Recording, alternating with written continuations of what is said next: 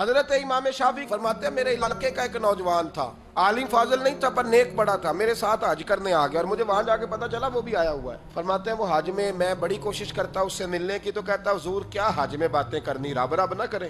فرماتے ہیں موقع ہی نہ دیتا، جوان تھا بڑا پرہیزگار۔ فرماتے ہیں وہ جب بھی دعا کے لیے ہاتھ اٹھاتا تو کہتا یا اللہ مجھے قبر میں بھی نماز کی اور قرآن کی توفیق دینا۔ ایک دن وہ حتیم کے پاس بیٹھ کے قرآن پاک پڑھ رہا تھا، میں 2-3 دفعہ گزرا تو پڑھ ہی رہا تھا، میں نے کہا آج قابو آ گیا ہے۔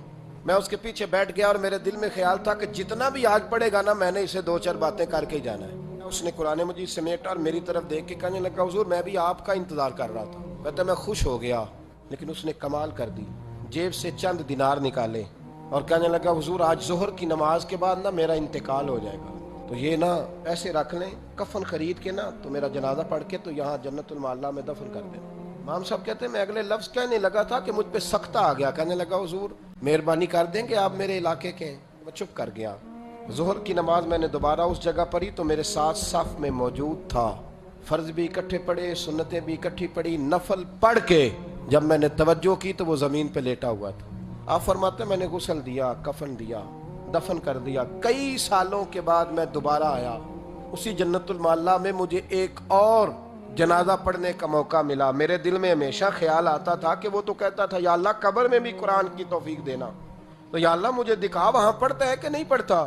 تو امام صاحب فرماتے ہیں وہ میرے دل میں بات تھی، اللہ نے موقع دیا، میں دوبارہ جنازے میں گیا تو جو قبر کھودی گئی وہ اس کی قبر کے بالکل ساتھ تھی۔ اچانک میری نظر پڑی تو قبر کی دیوار گر گئی، لوگ پریشان ہو گئے، کہنے لگے آپ عالم اب آپ بتائیں کیا کرنا ہے؟ تو کہتا ہے میں نے جھانک کے ذرا آگے دیکھا تو اندر بیٹھ کے قرآن پاک پڑھ رہا تھا، تو میری طرف دیکھ کے کہنے لگا السلام علیکم امام صاحب، یہ دیوار شیوار کوئی نہیں گری، یہ اللہ نے آپ کی دعا قبول کر لی ہے۔